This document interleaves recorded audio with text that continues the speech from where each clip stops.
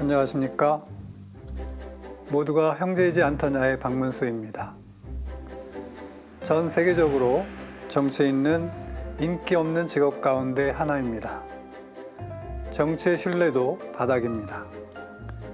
이 때문에 정치는 혐오에 가까운 대접을 받고 있습니다. 흥미있는 것은 우리가 그럴수록 정치는 우리 삶에 더 나쁜 영향을 주고 있다는 것입니다.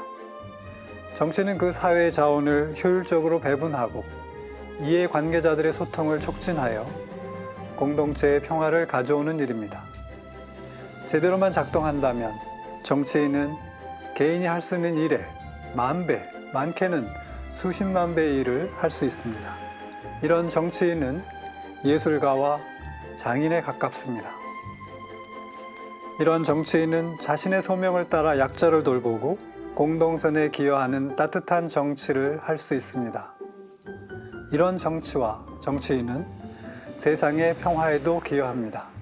오늘 우리는 교황님의 가르침에 따라 공동선을 실현하는 데 기여하는 따뜻한 정치와 그 실현 방법에 대하여 이야기를 나눠보려 합니다.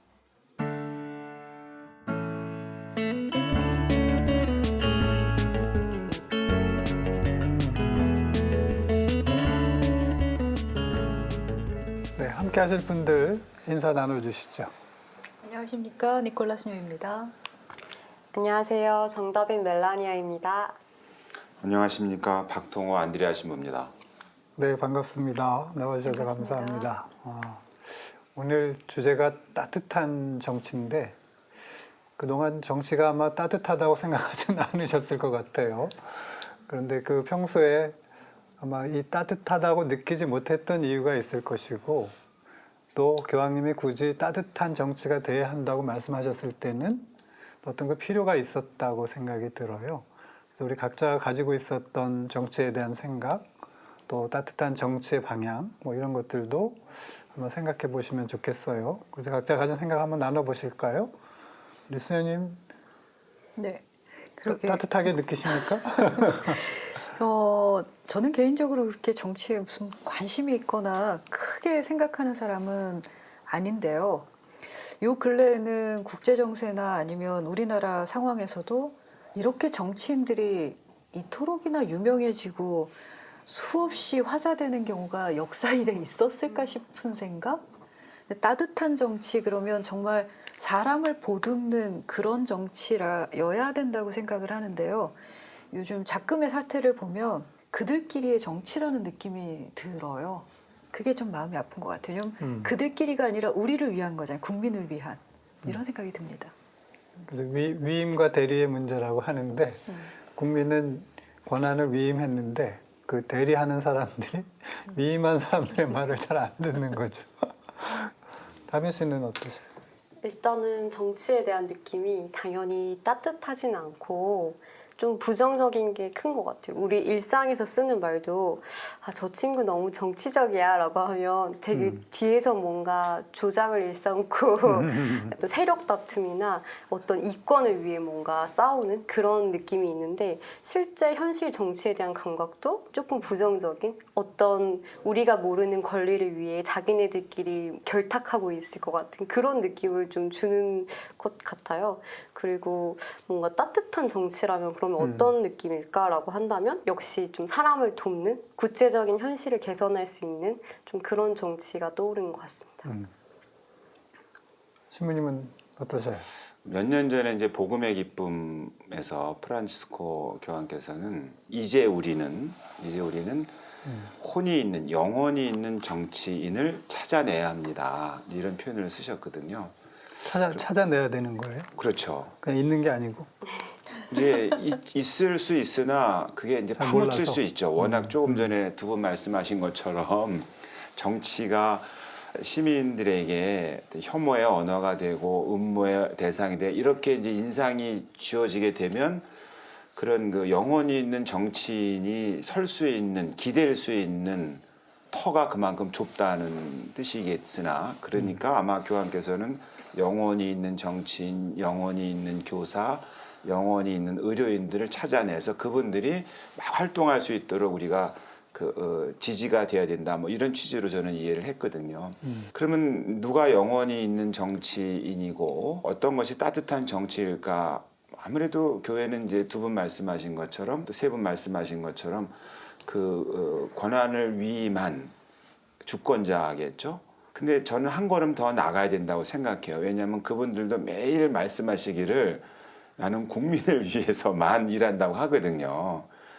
근데 거기서 국민이 누구냐를 좀 따져봐야 되는데 적어도 영원히 있는 정치인, 따뜻한 정치인은 그 국민 가운데 또는 주권자 가운데 가장 힘없고 약한 사람들이나 집단이나 영역을 돌볼 수 있는 정치가 필요하다. 왜냐하면 간단합니다. 그분들과 그 분야에는 국민이 권한을 위임해서 그 권한이란 건 한 정치 공동체 안에서 가장 큰 권한이거든요. 이 힘을 어디다 쓸 거냐, 교회는 이걸 보조성이라고 하는데 보조하라고 쓰는 게 아니고 보조하라고. 그럼 보조의 대상이 누굴 거냐? 스스로 설 수 없거나 서더라도 휘청거리는 데가 바로 힘이 필요한 거잖아요. 아니 멀쩡히 잘 걸어가는 사람 보고 제가 부축해드리겠습니다 그러면 그건 성가신 거거든요. 자율적으로 움직일 수 있는 것은 놔둬도 되는데 스스로 일어설 수 없거나 자율적으로 갈 수 없는 약한 처지에 있는 사람들이나 분야를 정치가 도와야 된다. 그런 정치가 따뜻한 정치가 아닐까.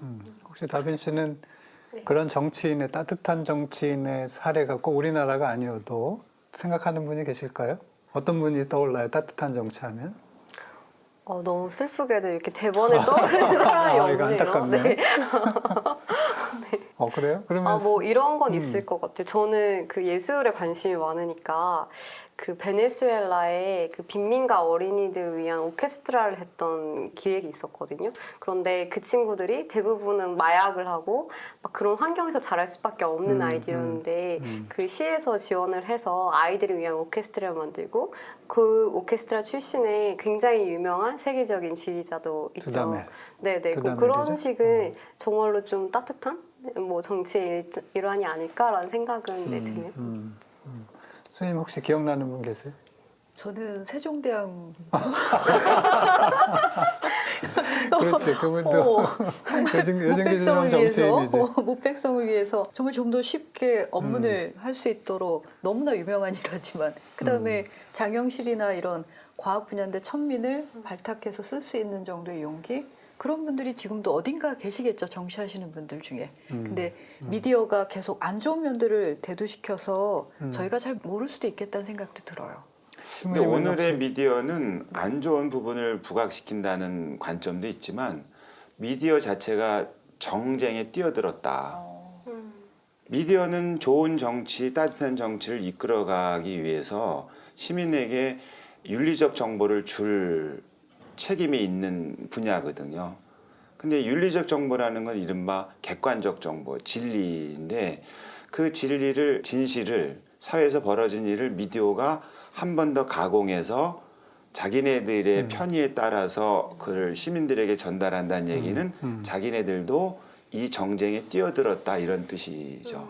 그러니까 좀 신부님은 의도하는 바가 그러면 있다. 그렇게 그걸 잘 하시는 정치인을 최근에 된다면 뭐 우리나라에서 말하면 또 확 욕먹을 테니까 딴 나라 얘기를 하면 저는 이제 메르켈 총리 같은 분을 좀 들고 싶어요. 네. 두 가지인데 한 가지는 이제 환경 난민, 기후 난민은 사실은 이제 북반부 유럽이죠. 주로 아메리카 대륙이나 북반부 유럽의 경제적 성장하고 무관하지 않거든요. 그러니까 교황께서도 이 기후 난민은 저절로 어떤 자연 환경 때문에 생긴 게 아니라 북반부에 잘 사는 나라들이 길게는 300~400년, 짧게는 몇십 년 동안 고도 경제 성장을 하는 바람에 생긴 문제니까 이분들에게 빚을 졌다라고 얘기를 하거든요. 근데 그것을 그 많은 난민을 받아들이고 싶지 않죠. 그럴 때 주도적으로 이 문제를 국제 여론화하고 국가 정책 안에 반영해서 자기 표가 떨어지는 걸 뻔히 보면서도 이후의 어떤 의사결정을 이끌어내서 난민을 받아들이게 한 정치인. 자기의 정치적 어떤 그 자산인 득표수가 떨어지는 거를 감안하고도 했던 용기 하나고, 코로나19랑 관련해서도 펼치고 있는 어떤 국가 정책이라든가 의사결정 과정에서 이제 미루지 않고 어떤 수상으로서 정말 욕먹을 각오를 하고 과단성 있게 재정 정책이라든가 또는 예방 정책이라든가, 심지어는 제가 듣기는 기존의 병원 가지고 안 되니까 자원을 동원해서 굉장히 많은 그 병상을 확보할 때 건물을 지으는 건 시간이 걸리니까 아예 몇천 개의 컨테이너를 아예 중환자실로 개조하는 것도 명령해가지고 주별로 할당해가지고 했다고 그러더라고요.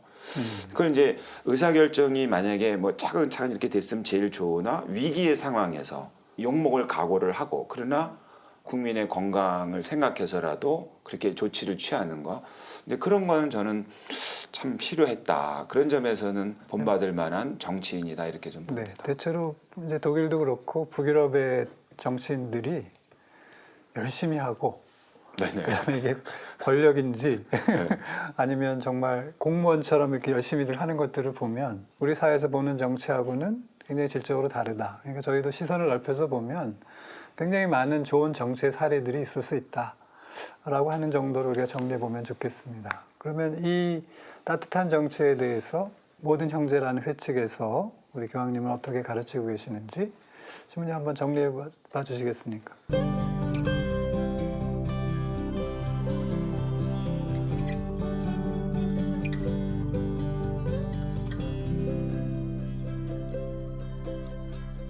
첫째는 이제 정치에 대한 뭐 오해와 진실이라고 좀 할 것 같아요. 우리는 정치가 그 부정적인 어휘가 돼버리긴 했습니다만, 본래 사람이 홀로 살지 않고 사회를 이루고 사는 한 대개 한 3가지 정도의 영역의 삶을 꾸릴 수밖에 없어요.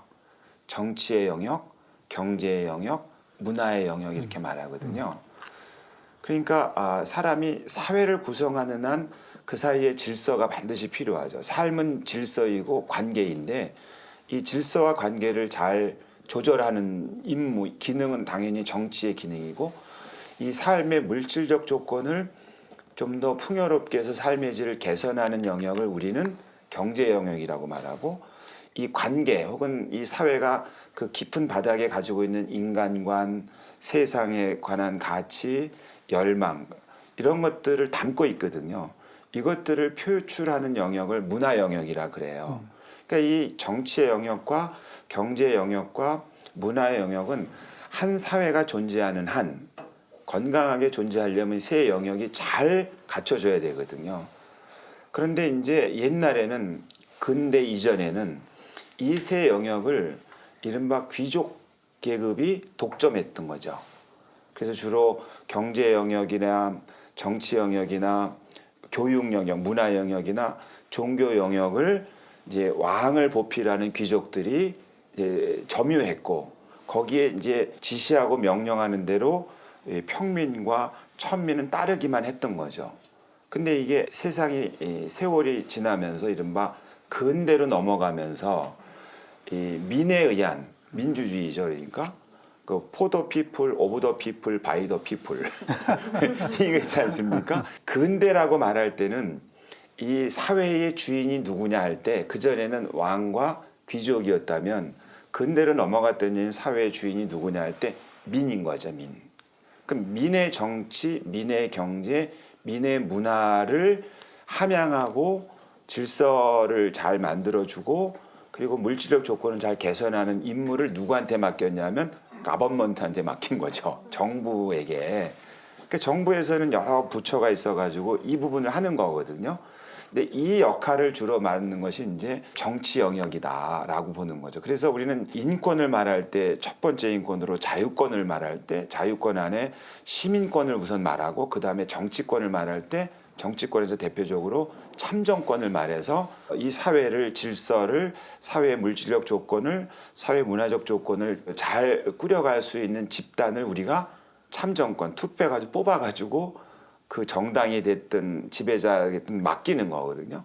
그럼 이제 이게 바로 정치의 원래 본령이 이렇게 바뀌었다라는 거죠. 그런데 이제 그게 이제 두 번째로 그럼 이 정치의 임무가 뭐냐라고 할 때 정치는 까리타스, 하느님의 까리타스가 구현되는 가장 광대한 필드다.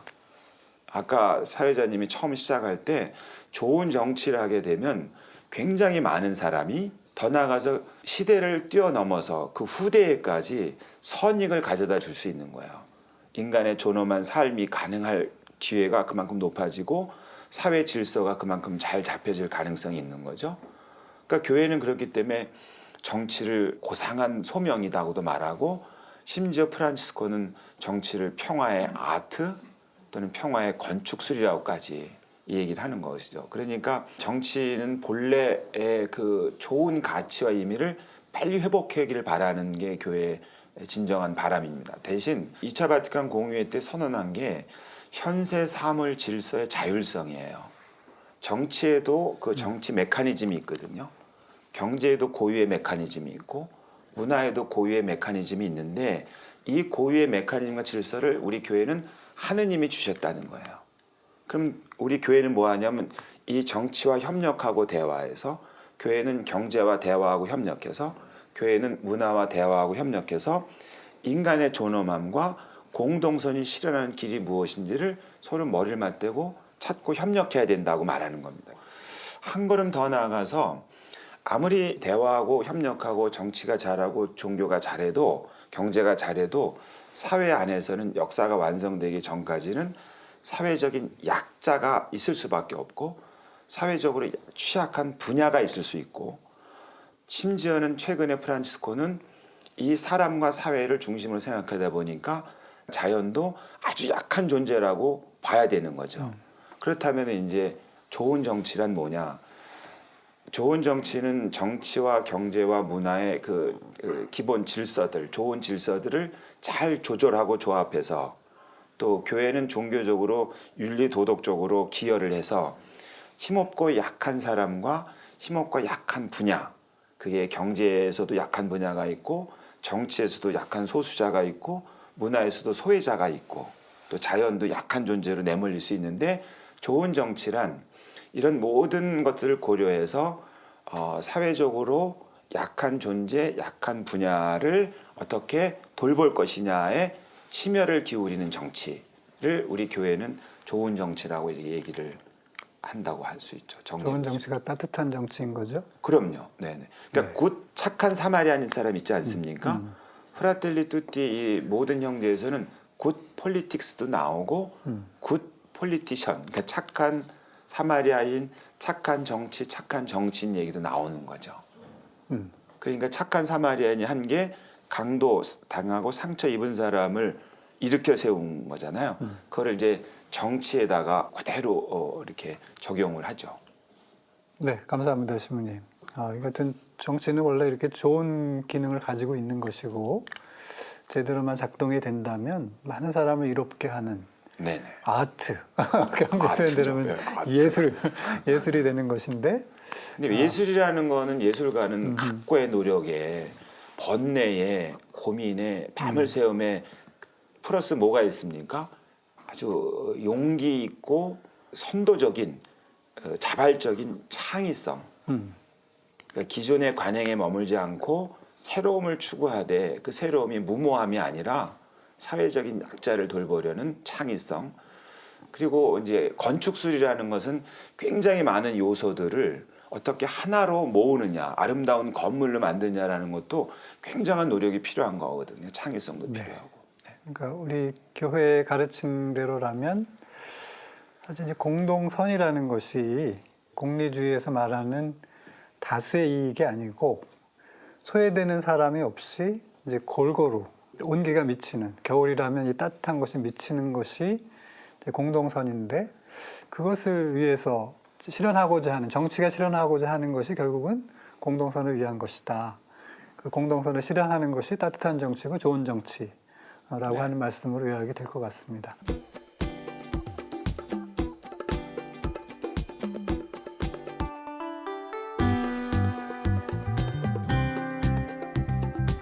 그럼 한번 이 주제를 가지고 한번 나눠보면 좋겠는데요. 저는 이런 따뜻한 정치의 사례들을 한번 예를 들어봤으면 좋겠어요. 저 같은 경우는 이제 따뜻한 정치라고 생각하는 게 지금 수님들이 요즘 할 일이 별로 많이 없으시죠? 아유, 아니 근데 그게 이제 왜 그렇게 됐는지 설명하려고 하는 거예요. 기도하느라고 얼마나 시간이 모자라는데. 아니 물론 그러시죠. 선생님들 그러신데 과거에 수도회가 했던 이 사회복지일이나 이제 이웃을 돕는 일들이 지금 이제 많이 줄었어요. 그러니까 줄었던 것을 왜 줄었을까 이렇게 생각해 보면 국가가 잘 살게 된 거예요. 국가가 잘 살게 되면서 과거 교회가 돌보지 않으면 안 됐을 사람들을 국가가 돌보니까 할 일이 줄어드는 거예요.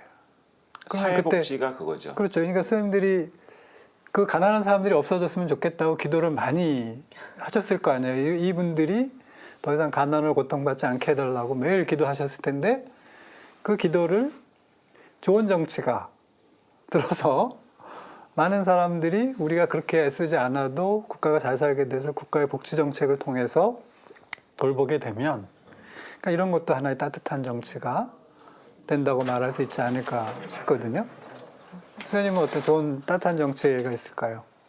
저는 다른 예를 든다기보다 지금 이렇게 말씀들 들으면서 교황님께서 계속해서 우리 그리스도인들이 정치를 참여해야 된다고 자꾸 말씀을 하셔서 저는 심각한 고민을 하고 있었거든요. 도대체 정치에 참여한다는 게 뭐지? 난 정치를 알지도 못하고 그다지 관심 갖고 싶지 않은데라는 편견이 있었어요.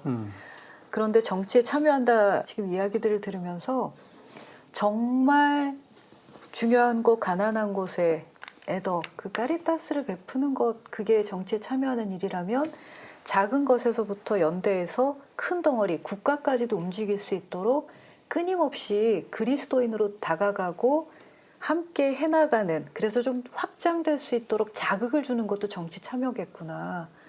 그래서 그렇죠. 방금 그래서 그 사회교리 문헌에 보면 이제 교육의 영역과 그 미디어의 영역을 많이 강조를 해요. 교회는 알려야 되는 겁니다. 그게 이제 교육이고 그게 이제 가정에서도 이루어져야 되고 학교에서도 이루어져야 되지만 교회의 임무 중에 하나가 알리는 거. 복음을 선포한다는 게 성경만 이렇게 얘기하는 것만이 아니라 성경에 나타난 그 아픈 사람들, 고통받는 사람들이 어디 있는지를 사람들에게 보여주는 거, 그리고 무엇이 필요한지를 알려주는 것도 복음화의 방법이라고 얘기를 하는 거죠. 그 이제 사회교리가 바로 그 역할을 한다고 얘기를 하는 거죠. 다빈치는 피부로 느끼는 따뜻한 정치의 사례가 있으셨나요? 뭐 일단은 제가 대학생 때 그런 봉사활동을 했던 것 중에 하나가 저소득층 가정 아이들을 위한 이런 공부방이었어요. 초등학교에 가서 제가 직접 과외 같은 것들을 해주고 저도 뭐 일정의 수고비를 받는 것도 있지만 그 아이들이 생각보다 되게 세심한 그런 돌봄을 받고 있더라고요. 이렇게 저 같은 공부를 도와주는 선생님들도 오지만 뭐 음악이라던가 미술이라던가 이런 수업들도 받을 수 있고, 그래서 제가 어렸을 때는 이런 제도가 그렇게 잘 되어 있지 않았지만 지금 아이들은 그래도 조금 더 나은 돌봄과 교육의 기회를 누리고 있구나라는 생각이 들어서 그런 부분도 뭐 따뜻한 정치, 좋은 제도의 한 예가 될 수 있을 것 같아요. 그리고 또 하나는 공공임대 주택처럼 굉장히 주거 문제가 어려운 분들을 위해서 사실 개개인이 그런 걸 도와준다는 게 굉장히 어렵고 현실적이지 않은데 그거야말로 정치나 어떤 제도가 개입해서 사람들의 삶을 구체적이고 실질적으로 개선해 줄 수 있는 그런 제도가 아닌가라고 생각해 봤습니다. 네, 정말 그런 기능을 하는 정치라면 단 사람들을 따뜻하게 해줄 수 있을 것 같네요. 네. 신부님 그런 사례가 있으신가요? 이렇게 또 찬물 끼얹는 소리 같습니다만 개인주의라는 게 있거든요. 사회교리가 많이 이제 우려하는 것은 이게 개별 민족의 이기주의, 그러니까 민족주의의 발흥을 얘기를 해요. 왜 그게 문제가 되냐면 지금 한 나라가 사회복지 제도나 법적 제도나 좋은 정치, 따뜻한 정치를 해가지고 그 안에는 정말로 따뜻한 난로가 이렇게 있는 거예요. 근데 이거를 위하여 다른 나라, 다른 지역을 어떻게 대했느냐를 이제 다시 이제 이렇게 좀 거리를 두고 보게 되면 개인주의가 개별 국가주의로 작동을 해서 그 국가의 국민에게는 따뜻한 난로를 줬으나 그 국가 바깥에 다른 지역이나 이런 데서는 아주 냉기를 싸하게 불러일으켰다. 그게 길게는 200년의 역사고 짧게는 2차 세계대전 이후에 경제 성장을 꿈꾸고 나라를 일으켜 세운 나라들의 행태였다라는 비판, 그게 이제 지구 차원의 문제로까지 확산이 된 거죠. 그게 이제 최근에 들어서 기후 문제도 그렇고 빈곤의 문제도 그렇고 아사 문제도 그렇고 이런 문제들을 보니까 왜 이쪽에서는 이렇게 차가운 정말 냉골이 됐는데 좋은 정치란 나라들에서는 따뜻한 난로가, 그래서 거기서는 정말 사회복지가 정말 풍요롭게 쫙 올라갔는데 이쪽에서는 그거하고 반비례해서 더 혹독한 그 냉기가 흘렀다는 거죠. 그런 점에서 개인주의를 좀 더 범위를 넓혀서 개별 국가의 민족주의, 이것은 경계해야 되겠다는 말씀을 좀, 따뜻한 정치 얘기하는데 분위기 깨는 소리를 좀 해주십시오. 죄송합니다. 그러니까 따뜻한 정치의 범위가 네네. 그러니까 일국의 범위에 한정돼서는 안 되고 네네네. 그러니까 인류 전체로 이 사랑의 마음도 네네. 국경을 넘어서, 네네. 그래서 자국의 이익만이 아니라 자국의 이익을 실현하기 위해서 타국에게 아픔을 주는 일은 하지 않으면서, 그러니까 그들에게도 이로울 수 있는 방법으로 하는 정치가 따뜻한 정치가 될 수 있다. 이제 세계화가 이렇게 이미 이해할 수 상당 있겠죠? 부분 진척이 됐기 때문에 이건 불가피한 거죠. 그래서 교회에서는 보통 공동선이라는 표현을 쓰다가 프란치스코 교황한테 와서는 이거를 그 공동선 할 때는 영어로 이제 커먼이거든요. 그것이죠, 네. 근데 이거를 유니버설로 확장하는 거예요. 음. 자연까지도 포함시키기도 하고 다른 나라까지도 포함시켜야 된다는 관점에서 보편선 이렇게 확장되고 있는 거죠. 그러니까 보편이라고 하는 건 인간만이 아니라 네네. 창조계 전체, 네네. 피조세계 전체까지 네네. 이제 확장해서 그게 아마 따뜻한 정치, 좋은 정치의 어떤 길이 아닐까? 음. 또 우리도 그러는 것에서 보면은 다른 나라를 지원하는 어떤 그런 국제 ODA 라는 협약이나 게 이런 있죠. 데서 적극 참여하도록 하는 거, 그런 것도 좋은 것 같아요. ODA라고 하는 게 그렇죠. 이제 공식적으로 정부가 네네. 자기 예산의 일부를 네네. 이제 다른 저개발 국가를 네네. 이제 지원하는 방식인데, 원래는 그 선진국의 경우는 이제 GDP의 이제 1%나 2% 정도를 하게 돼 있는데, 저희는 보니까 1%는 안 되더라고요. 하고는 있긴 한데, 그런데 이제 따뜻한 정치가 된다면 그런 것까지 할 수 있어야 된다. 이제 이런 의미로 저희가 이해도 될 것 같아요. 혹시 더 좋은 사례가 있으셔요? 좋은 사례요. 따뜻한, 아니 본인이 따뜻하게 느낀 적이. 별 떠오르는 게 없네요. 정말 민망하게도. 저 같은 경우는 그 나이가 들어서 이제 그런 걸 자꾸 보게 돼서 그런지 몰라도, 이게 하려고만 들면 할 수 있는 게 의외로 많다는 생각을 하게 돼요. 그러니까 우리가 그 무관심하잖아요. 그거는 뭐 정치인들이 알아서 할 일이지 뭐 우리가 관여할 일인가 싶은데, 조금만 주의를 기울이고 보면 다른 사람들이 이렇게 할 수 있는 게 많아요. 제도나 장치들이. 또 그런 돈들도 있고. 그럼 그거를 필요한 사람이, 잘 아는 사람이 좋은 목적으로 써주면 좋은데, 그런 것들을 관심을 안 갖고 있으니까 그게 엉뚱한 데로 쓰일 가능성들이 이제 높아지는 거예요. 그러니까 정치에 대해서 지나치게 혐오를 갖는 거는 좀 위험하다는 생각이 드는 거예요. 그거 다 우리가 세금을 내고 또 걷어서 이렇게 한 것들을, 그래서 형성된 돈이잖아요. 그러면 저희들도 그걸 잘 쓸 권리가 있는 거잖아요. 근데 충분히 그럴 영역들이 많아요. 그리고 잘 사는 나라라는 게 그런 돈이 많다는 거예요. 그런 면에서, 점에서 네. 이제 그 공공재라는 얘기가 나올 수 있어요. 조금 전에 말씀하신 주택도 프란치스코 교황은 이 모든 형제에서 세 가지, 노동, 일자리겠죠. 그다음에 땅, 주택이겠죠. 그다음에 식량, 이 세 가지는 이 제1의 지배 원리다. 그럼 이제 소유권, 사적 소유권은 제1의 지배 원리에서 파생된 부수적 권리. 기본 권리다, 이렇게 얘기를 하거든요. 그러면 이거를 말씀하신 것처럼 개인이 해줄 수 없잖아요. 내가 옆집 사람한테 집을 줄 수도 없고 일자리를 줄 수 없는데, 이런 거를 그럼 누가 할 거냐 할 때 국가가 할 수 있는 그 일이 필요한 건데, 바로 조금 전에 말씀하신 것처럼 국가는 그 일을 할 수 있는 재원이 있고 권한이 있어요. 그렇기 때문에 이제 공공재 영역을 어디까지 둘 거냐가 사실은 정해진 바는 없죠. 순수 자연에서는 뭐 공기라든가 이런 게 공공재지만 이미 사회를 형성해서 사람이 살아갈 때는 무엇을 공공재로 둘 거냐. 예를 들어서 우리 같은 경우에 지난번가 언젠가의 그 정책 공약 중에 전 국민 와이파이 무료를 공약으로 내는 게 있었어요. 우리나라 이제 IT 강국이고 통신이 잘 됐기 때문에 가능하다고 본 거죠. 근데 그거를 무료로 준다는 게 무료는 없죠.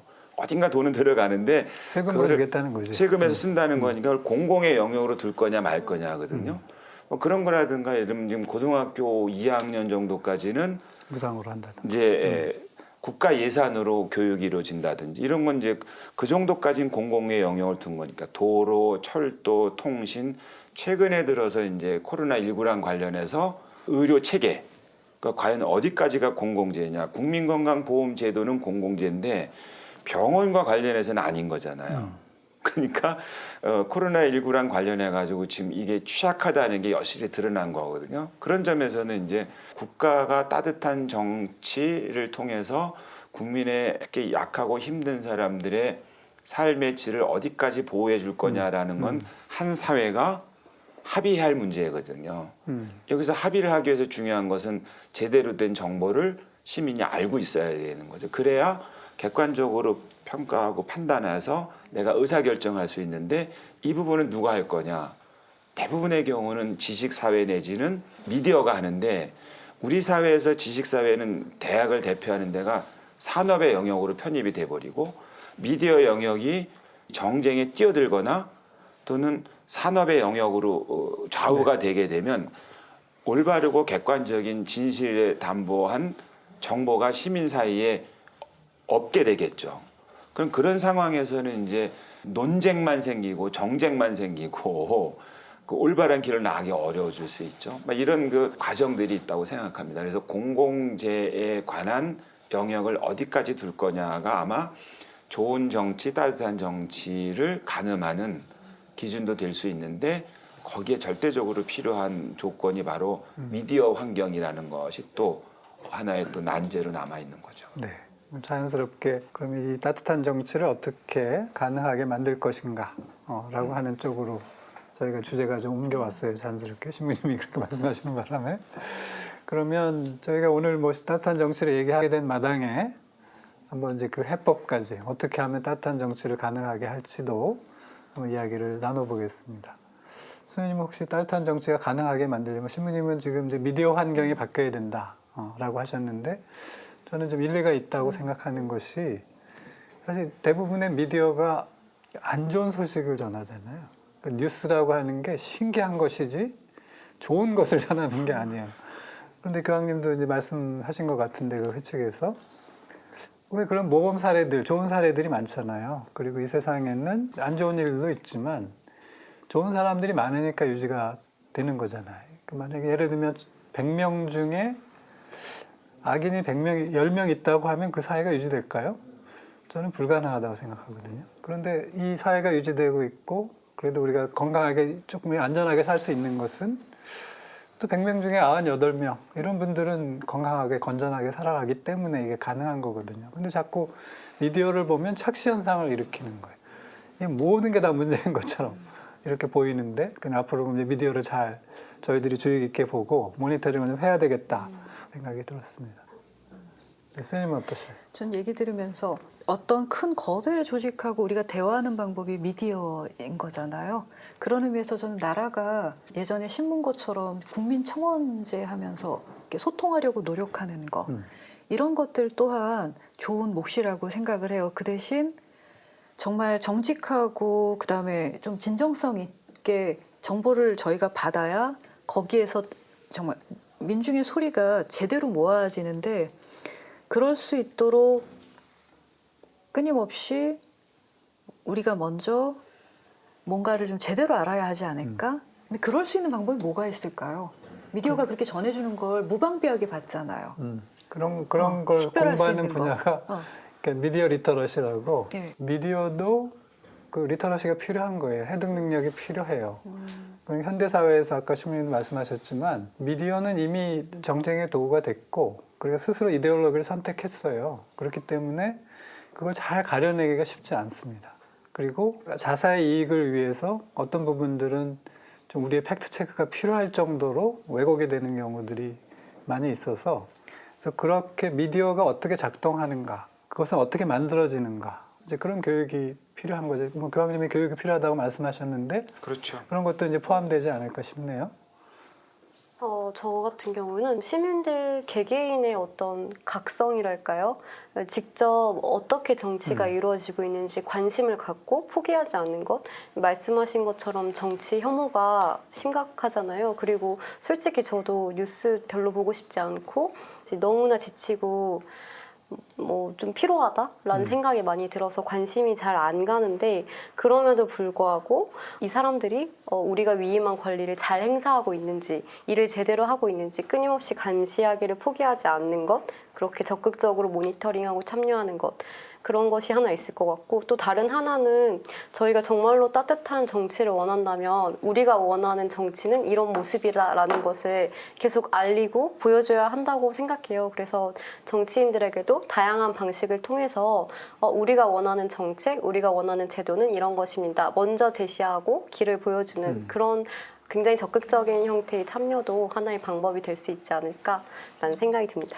그러면 그런 것들이 요즘 활발하게 움직이고 있는 시민연대라든가 아니면 각종 작은 단체들이 정치권에 계속 이의를 제기할 수 있는 그런 것들까지 포함하는 건가요? 그렇죠. 그런 지금 이제 두 분 말씀하신 게 이제 모든 형제에서 좋은 정치로 나아가는 길에 핵심 키워드를 말씀하신 것 같아요. 컨닝을 하셨던가 뭔지 모르지만 왜냐하면 우리 사회 교리에서 보조성이라는 게 있어요.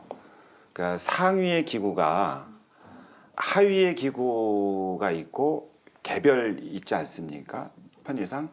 그러면 이제 보조성이라는 건 뭐냐면 상위의 기구는 하위의 기구가 스스로 자발적으로 할 수 있는 일에 개입하지 말라는 부정적 뉘앙스가 있어요. 개입하지 말아라. 할 수 있으면 놔둬라 하는 거고요. 하위 기구 관점에서는 자율성의 원리가 되는 거거든요. 국가라는 건 가장 높은 단위예요. 국가는. 왜냐면 강제할 수 힘까지 있잖아요. 그럼 그 중간 단체가 있을 수 있어요. 이걸 이제 시민사회라고 흔히 말을 해요. 시민사회가 자발적으로 만든 단체들. 그건 자율성이 있는 거고 고유의 어떤 메커니즘이 있는 거거든요. 그럼 위에서 이걸 간섭하지 말라는 거예요. 할 수 있으면. 그럼 언제 개입하냐면 그 고유의 목적을 혼자 힘으로 달성할 수 없을 때 가지고 있는 자원과 역량으로 개입해서 도와주라는 거예요. 그다음에 일어서기에는 바로 빠지라는 거예요. 그게 보조성이거든요.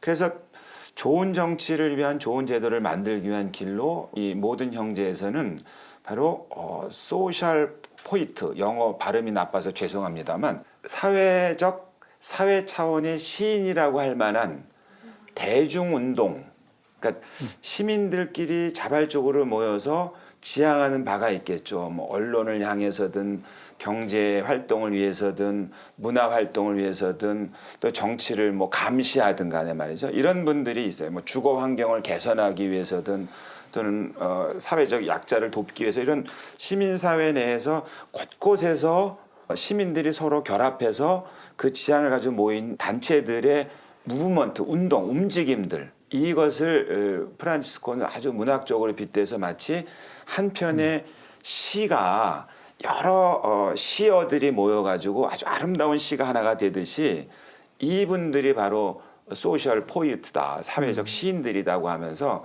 이게 이제 좋은 정치로 나아가는데 교회가 어떤 지향하는 어떤 뭐 방법론이라고 할까 그렇게 정리해 볼 수 있을 것 같아요. 네, 그 보조성의 원리가 단순히 정치 영역에서만이 아니고, 그럼요. 뭐 집에서 자녀들을 교육할 때나 본당 안에서 신자들과 이게 사목적인 문제를 같이 의논할 때나 네네. 다 똑같이 적용되는 것 같아요. 그러니까 그럼요. 힘을 네네. 사용하지 말고 그걸 보조해주고 네네네.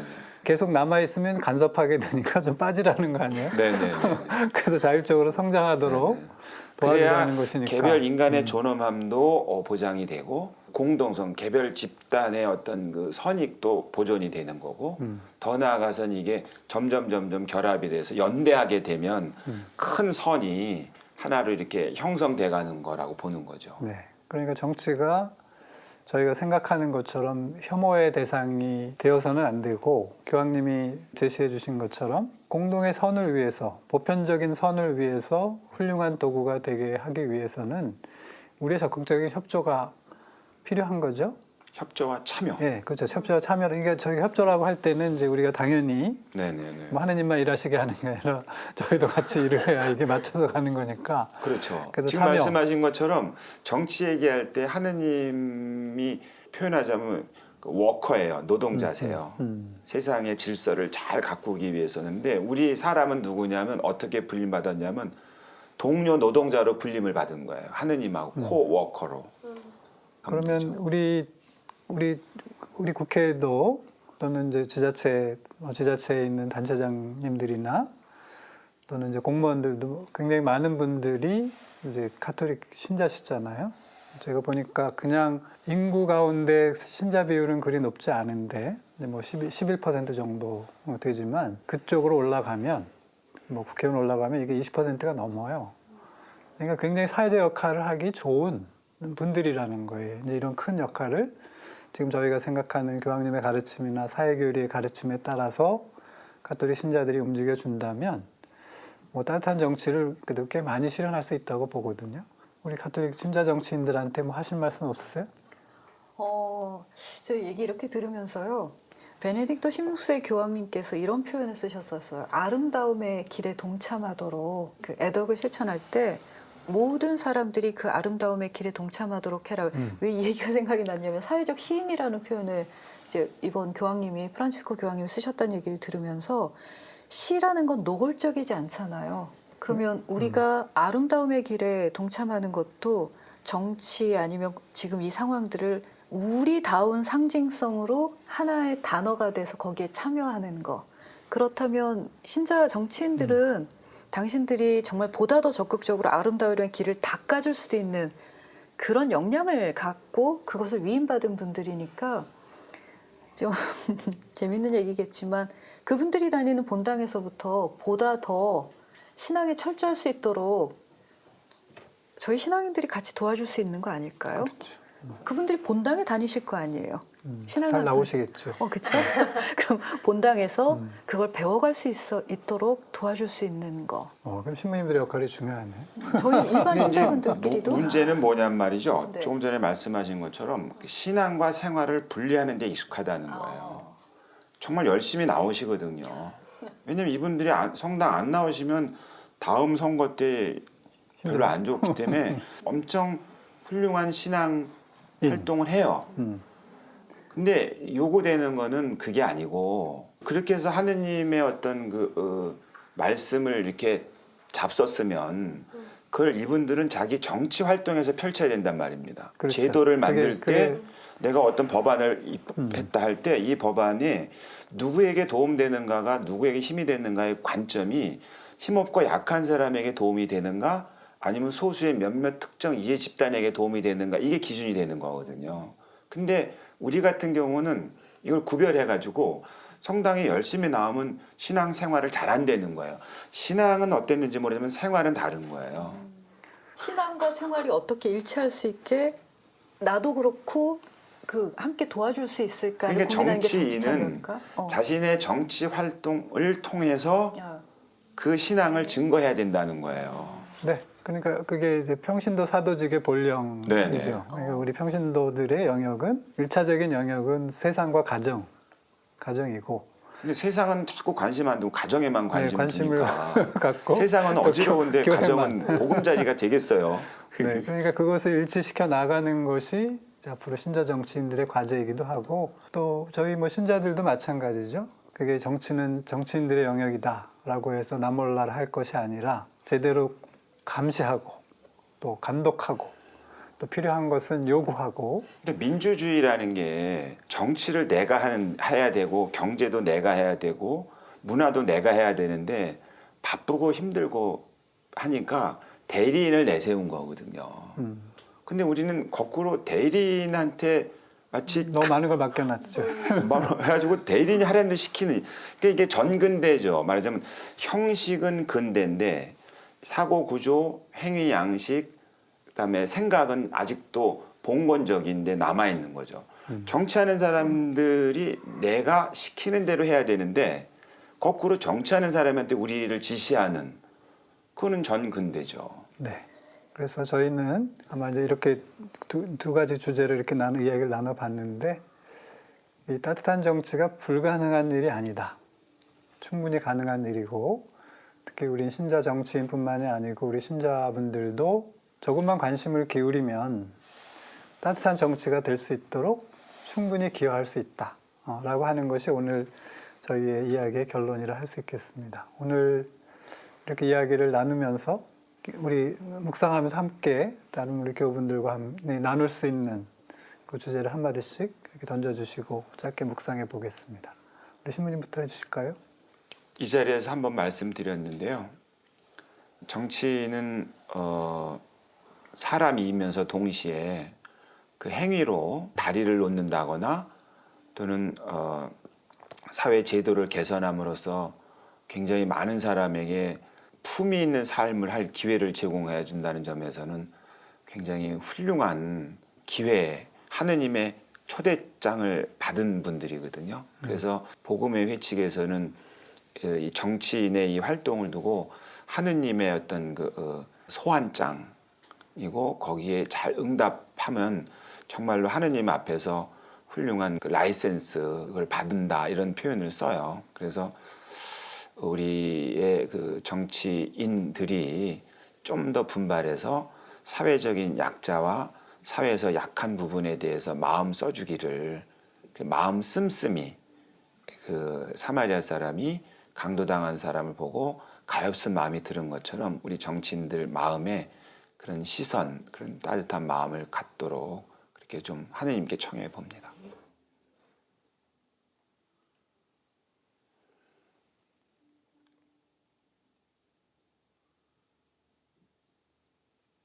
네, 우리 다빈 씨는? 네, 저도 정치하면 굉장히 좀 치열하고 냉혹한 현실이다, 이런 생각을 많이 했던 것 같아요. 그런데 오늘 이렇게 얘기 나누면서 정치가 이런 현실을 넘어서서 보편선을 상상하는 그런 기회가 될 수 있겠구나라는 생각이 들어서 저는 우리 모두 시인이 되자, 묵상하고 싶습니다.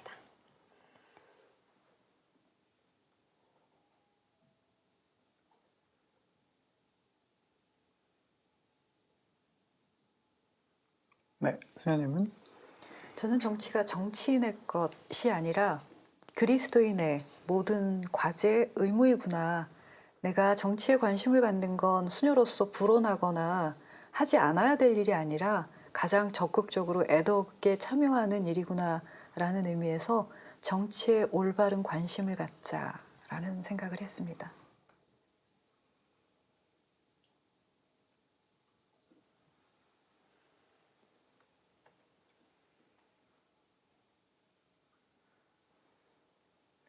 저는 보조성의 원리가 많이 와닿았는데, 정치는 힘을 쓰는 게 아니라 보조하는 것이다.